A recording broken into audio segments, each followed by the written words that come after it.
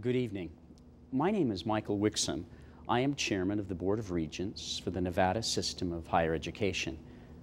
I am here tonight to speak with you about education in Nevada, especially higher education.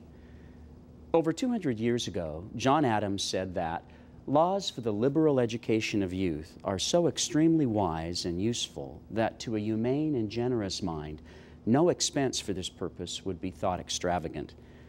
John Adams knew what every successful business person knows. The most valuable asset to any business or organization is not equipment, inventory, or buildings. It is people.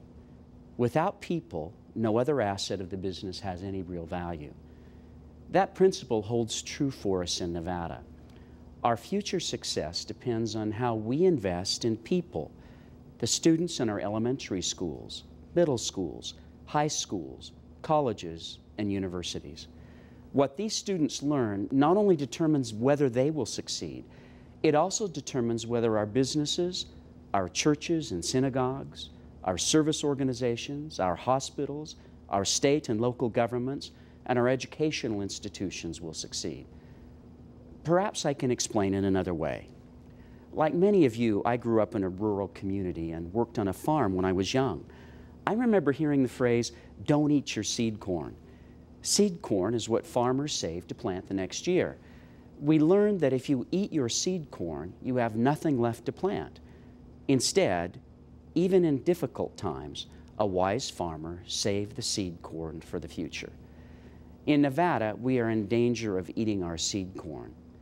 The governor's budget seeks to solve a current budget problem by taking funding from our students, who are our hope for the future.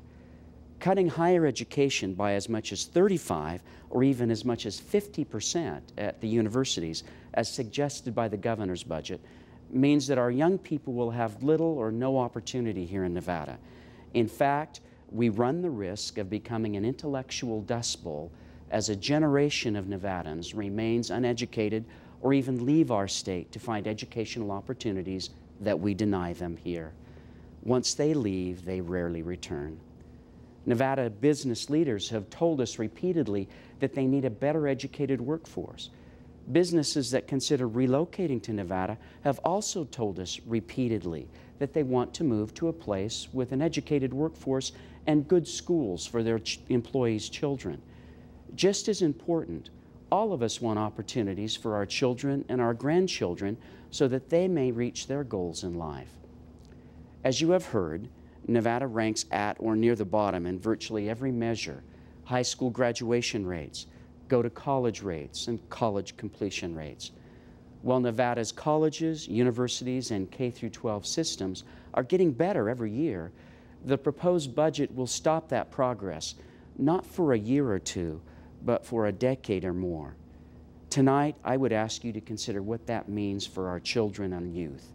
These are the Nevadans for whom I work as a member of the Board of Regents, and that you support through your tax dollars.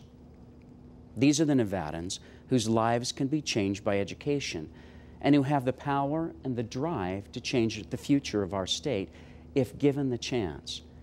As for Nevada higher education and our role in this budget crisis, again, let me be absolutely clear about what our position is. We know that the state has a serious financial problem, and we must participate in helping to get through this troubled time. When budgets have had to be cut, we have taken our fair share of those cuts. We are working hard with the legislature to craft a new budget for education, a budget that reflects the spirit and hopes of all Nevadans.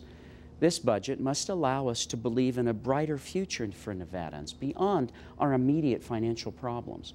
It must be a budget which is fair, a budget that calls on all to sacrifice and to contribute, but also a budget that allows us to prosper as we emerge on the other side of this financial crisis as a better and a stronger state. Most importantly, it must be a budget that does not require us to eat our seed corn. Please contact your legislators and let them know you care about the future of our state, the future of our children, and the future of our grandchildren. Thank you.